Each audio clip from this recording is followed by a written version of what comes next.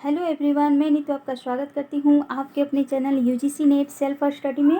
तो जैसा कि आप लोग जान रहे हैं कि मैं 500 क्वेश्चन का सीरीज चला रही हूँ।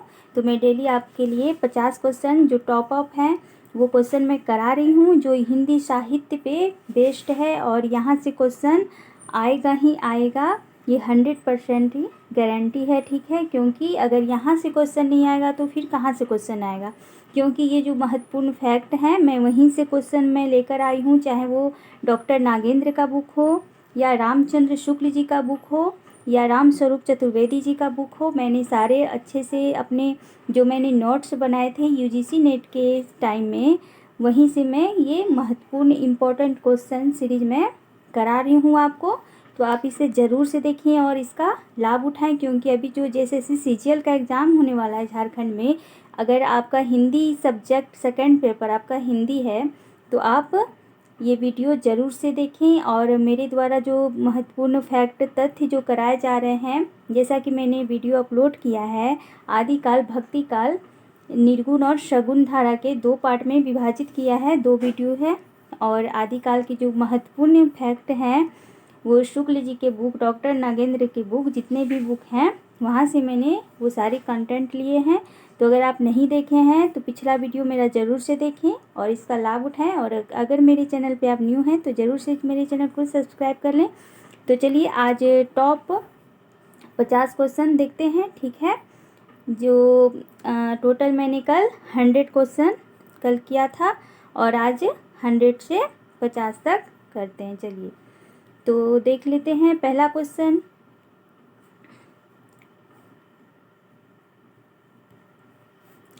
तो पहला क्वेश्चन जो है वो क्या है, छायावादी कवि को रुद्र, छायावादी जो कवि हैं उसे, उसमें जो 4 स्तंभ हैं, तो रुद्र की संज्ञा किसे दिया गया है, तो वो निराला को दिया गया है।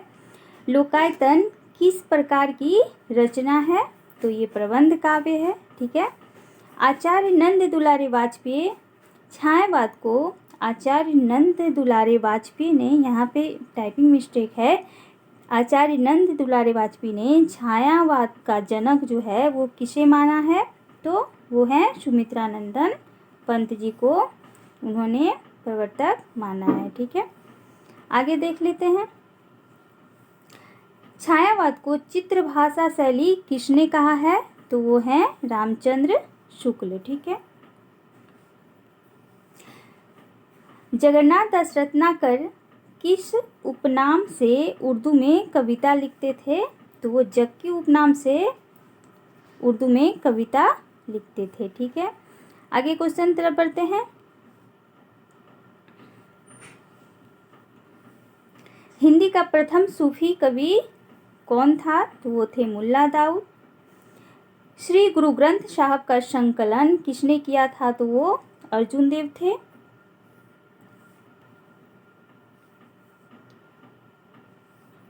लखनऊ में प्रगतिशील लेखक संघ का प्रथम अधिवेशन की अध्यक्षता किसने की थी, तो वो मुंशी प्रेमचंद्र थे। और अपभ्रंश को पुरानी हिंदी किसने कहा था, तो चंद्रधर शर्मा गुलेरी ने।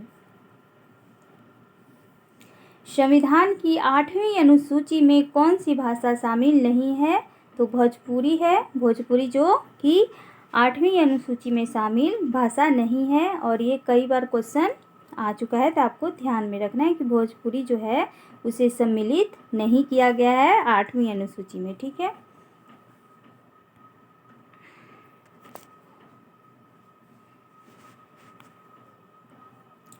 आगे देखते हैं। रोला छंद के प्रत्येक चरण में कितनी मात्राएं होती है, तो ये 24 मात्राएं होती है। नामवर सिंह किस कृति के लेखक हैं, तो दूसरी परंपरा की खोज।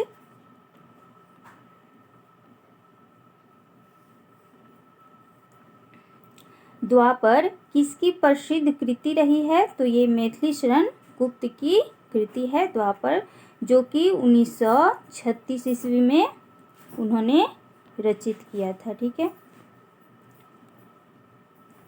प्रेमचंद्र घर में शीर्षक से प्रेमचंद्र की जीवनी किसने लिखी है, तो वो उनकी ही पत्नी है शिवरानी देवी। ठीक है।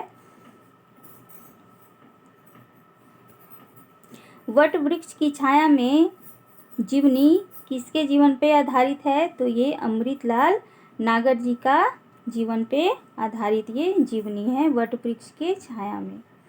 अकाल पुरुष गांधी के लेखक कौन हैं? तो ये जैनेंद्र हैं। माटी की मूर्ति किस विधा से संबंधित है? तो ये रेखा चित्र है। हरिवंश राय बच्चन की आत्मकथा को कितने भागों में विभाजित किया गया था? तो ये 4 है। तो कौन कौन सी उनकी आत्मकथा है ये भी आपको ध्यान में रखना है, क्योंकि उनकी आत्मकथा काफ़ी फेमस है और सभी एग्जाम में पूछी ही जाती है। ठीक है,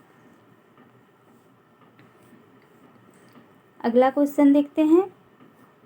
माखनलाल चतुर्वेदी को किस रचना के लिए साहित्य अकादमी पुरस्कार मिला था? तो वो रचना थी हिम तरंगिनी, जो कि 1949 में प्रकाशित हुई थी। भारत में सर्वप्रथम अपने नाट्य शास्त्र में कितने अलंकारों का उल्लेख किया था? तो किसने? तो 4 अलंकारों का उल्लेख किया था। किसने किया था? तो भरत मुनि ने अपने नाट्य शास्त्र में। ठीक है, आगे देखते हैं। हिंदी का प्रथम गद्यकार कौन थे? तो वो थे लल्लू लाल। भुक्ति काल की अवधारणा किसने दी थी? तो भटनायक ने। कुटुज के रचयिता कौन थे? तो हजारी प्रसाद द्विवेदी।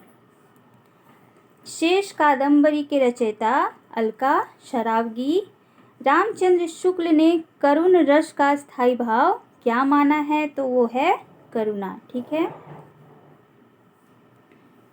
भोला राम का जीव किस विधा की रचना है? तो ये व्यंग्यात्मक रचना है। भारतीय हिंदी को हिंदी का प्रथम निबंधकार किसने कहा है? तो वो है शिवदान सिंह चौहान। अद्वैतवाद के प्रवर्तक कौन थे? तो वो थे शंकराचार्य। और मैंने भक्ति काल पे जो महत्वपूर्ण वीडियो बनाया है उसमें जितने भी प्रवर्तक हैं, वाद हैं, जितने भी भक्ति काल में जितने भी प्रवर्तक रहे हैं, जितने भी महत्वपूर्ण कवि रहे हैं, उनकी प्रमुख रचनाएं, उनसे जुड़ी हुई जितने भी इम्पोर्टेंट फैक्ट है वो मैंने सारे करवाए हुए हैं। अगर आपने नहीं देखा है तो वो वीडियो ज़रूर से देखें। ठीक है, लक्ष्मीपुरा नामक रिपोर्टाज के लेखक कौन है? तो शिवदान सिंह चौहान। और जो ये लक्ष्मीपुरा है ये एक रिपोर्टाज विधा की रचना है, तो आपको ध्यान रखना है, ये पूछी जाती है। आदिकाल को अपभ्रंश नाम किसने दिया था? तो वो धीरेन्द्र वर्मा थे। और आदिकाल के नामकरण से भी मैंने वीडियो बनाया हुआ है और उसमें जितने भी नामकरण जिन जिन विद्वानों ने जो भी नामकरण दर्शाया है या दिया है वो सारे एक वीडियो में आपको मिल जाएंगे, तो आप उसे ज़रूर से देखें। ठीक है, आगे देख लेते हैं। साहित्य जनता की वाणी उसके चरित्र का दर्पण है, यह कथन किसका है? और काफ़ी इम्पोर्टेंट है, तो ये रामविलास शर्मा जी का कथन है। इतिहास के आंसू रचना के लेखक हैं रामधारी सिंह दिनकर। तंत्रालोक के रचनाकार थे कौन? तो अभिनव गुप्त। तुलसीदास को मुगल काल का सबसे बड़ा व्यक्ति किसने कहा था? तो ये स्मिथ थे।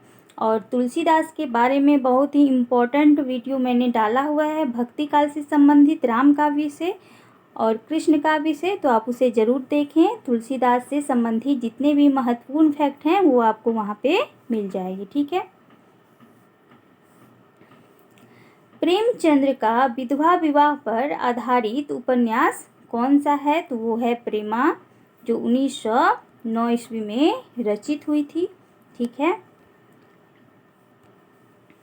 अलंकार को काव्य की आत्मा किसने माना है? तो वो भामह थे। तुलसीदास को कलिकाल का वाल्मीकि किसने कहा था? तो वो नाभादास ने कहा था। तो देखिए 2 क्वेश्चन यहाँ पे आपको डायरेक्ट दिख रहा है तुलसीदास के बारे में। तो ये जितने भी महत्वपूर्ण फैक्ट हैं उसके लिए आप वो वीडियो ज़रूर से देखें। प्रभात फेरी काव्य के रचना कौन थे? तो वो नरेंद्र शर्मा थे, नरेंद्र शर्मा। अकाल और उसके बाद कविता के जो रचनाकार हैं वो नागार्जुन हैं, और ये आपके नेट के सिलेबस में लगी हुई है। अगला क्वेश्चन देखते हैं। भजमन चरण कमल अविनाशी, ये जो पंक्ति है वो मीराबाई की है।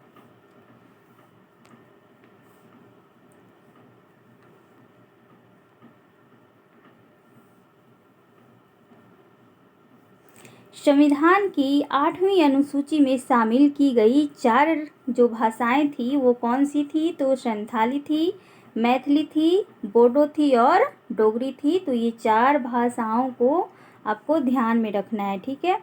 भारतीय भाषाओं को कितने प्रमुख वर्गों में बांटा गया था?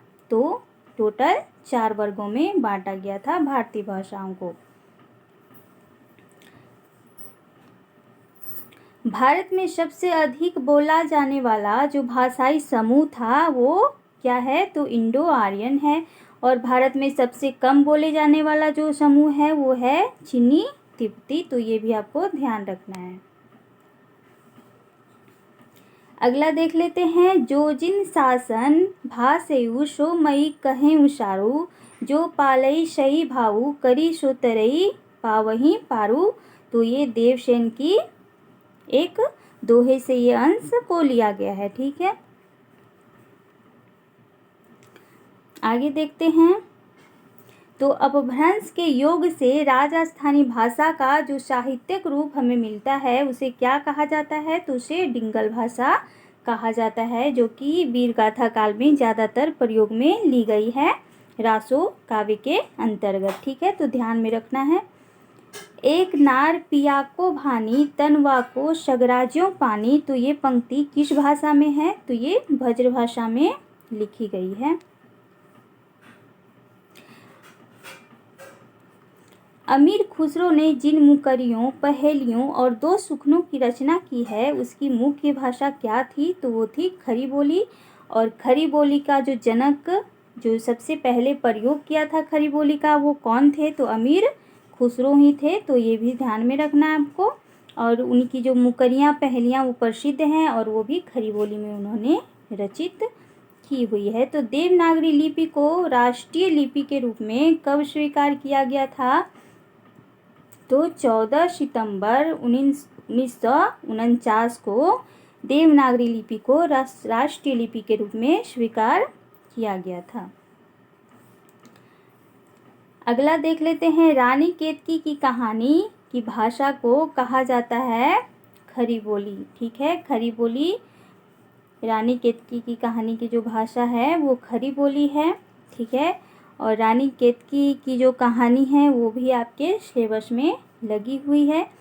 तो आज मैंने टोटल 50 क्वेश्चन का सीरीज करवाया है जो काफ़ी इम्पोर्टेंट है, और ऐसे ही मैं 500 क्वेश्चन का सीरीज कराने वाली हूँ जो कि हिंदी साहित्य के बुक से ली गई है और बहुत ही महत्वपूर्ण है। आप अगर सीजीएल की तैयारी कर रहे हैं तो उसमें ये क्वेश्चन आना ही आना है, और अदर एग्ज़ाम जितने भी कॉम्पिटिटिव एग्ज़ाम हैं उसके लिए भी काफ़ी महत्वपूर्ण है। तो आप इसे ज़रूर से देखें, ठीक है। और अगर मेरे वीडियो पर नए हैं तो ज़रूर से सब्सक्राइब कर लें ताकि मेरा वीडियो आप तक पहुंच सके। तो चलिए आज के लिए बस इतना ही, और मैं कल फिर 50 क्वेश्चन लेकर आऊँगी जो टॉप ऑफ पे होगा, ठीक है। तो आज के लिए बस इतना ही, चलते हैं। और अगला वीडियो जो है वो रीतिकाल पे मैं अपलोड करने वाली हूँ जो काफ़ी इम्पोर्टेंट रहेगी आप लोगों के लिए। तो आप उसे ज़रूर से देखिएगा, ठीक है। चलिए, थैंक यू सो मच।